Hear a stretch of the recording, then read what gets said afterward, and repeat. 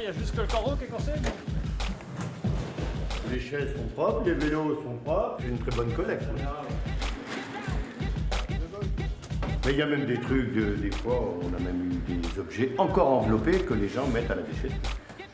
Allez, par contre, je suis jeune. Salut à tous, aujourd'hui nous vous emmenons à la rencontre des fourmis vertes. Derrière ce drôle de nom se cache une association qui œuvre pour redonner vie aux objets. Du recyclage qui a pris un essor considérable en l'espace d'un an. L'association compte aujourd'hui 450 adhérents et 70 bénévoles. C'est dans cet entrepôt de 1600 mètres carrés que les fourmis vertes stockent leur collecte.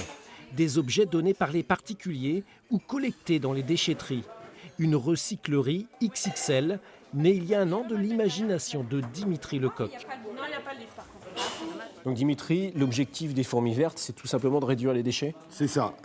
L'objectif de l'association Les Fourmis Vertes, c'est de limiter la quantité totale de déchets qui est vouée à l'enfouissement ou à l'incinération. Est-ce que vous êtes surpris par l'engouement autour des fourmis vertes? Oui, le nombre de personnes intéressées qui veulent donner un coup de main, on a été vraiment victime de notre succès, que ce soit au niveau des dons ou au niveau du bénévolat. Maintenant, notre but, c'est d'articuler tout ça. Et comment ça s'explique? Localement, on n'a pas d'autres structures qui valorisent réellement les choses dont on n'a plus besoin à la maison. Alors ici, chaque objet doit normalement trouver une nouvelle vie, un nouveau propriétaire. C'est ça. Par exemple, là, on a l'exemple d'une table de chevet qui était abîmée. Donc, elle a été recustomisée et on a intégré un jeu de société dedans, qui est le solitaire. D'accord. De manière à ce que la personne qui joue au solitaire s'est intégrée dans le meuble et ça a détourné la première fonction en fait, de ce meuble et ça a permis de le valoriser. Des objets détournés ou réparés. Les fourmis vertes proposent un atelier réparation pour lutter contre l'obsolescence programmée. Mais c'est aux particuliers de se saisir des tournevis. C'est quoi le condensateur? Le condensateur, c'est lui qui permet de donner impulsion au moteur pour pouvoir démarrer. Ah, c'est pour ça que ça ne tournait pas alors. Le 99%, c'est la personne qui fait tout.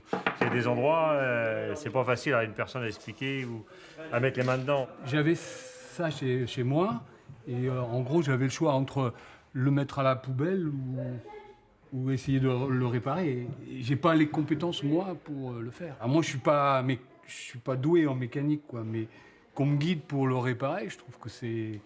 Ouais, je suis content. Enfin, si je le ramène chez moi, je suis content, ouais. Sur les 22 tonnes collectées cette année, les 3/4 ont déjà trouvé preneur.